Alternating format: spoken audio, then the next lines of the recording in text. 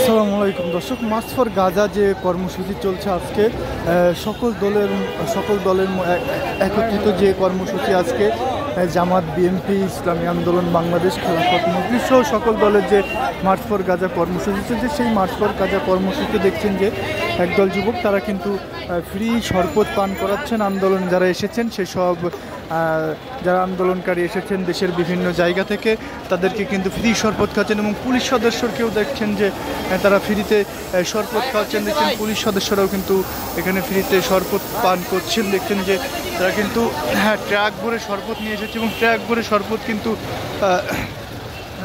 আন্দোলনকৃত সাধারণ যত মানুষ আছেন তাদেরকে কিন্তু হাতে হাতে শরবত বিতরণ করছেন। দেখতে পাচ্ছেন সবাইকে শরবত দিচ্ছেন।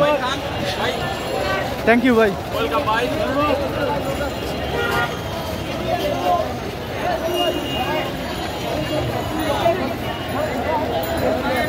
দেখছেন যে ট্যাং স্যালাইন সহ বিভিন্ন যে শরীর ঠান্ডা করার উপাদান, সেই উপাদান গুলিয়ে কিন্তু তারা শরবত বানিয়ে কিন্তু সাধারণ মানুষ যারা আন্দোলন এসেছে তাদের মাঝে বিতরণ করছেন। ট্রাক ভর্তি কিন্তু তারা নিয়ে এসেছেন।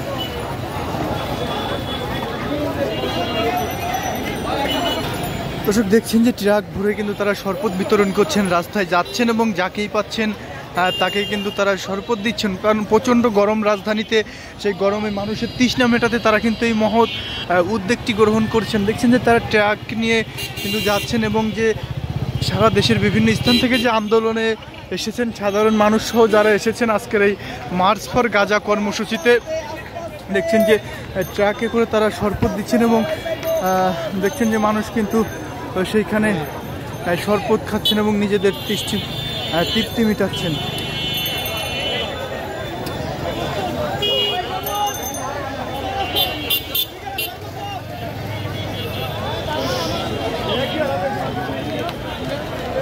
দেখতে পাচ্ছেন একটি মহৎ উদ্যোগ, যারা মার্চ ফর গাজা কর্মসূচি এসেছেন এবং তাদেরকে কিন্তু ঠান্ডা পানি, শরবত, স্যালাইন গুলিয়ে কিন্তু সাধারণ মানুষকে দেয়া হচ্ছে।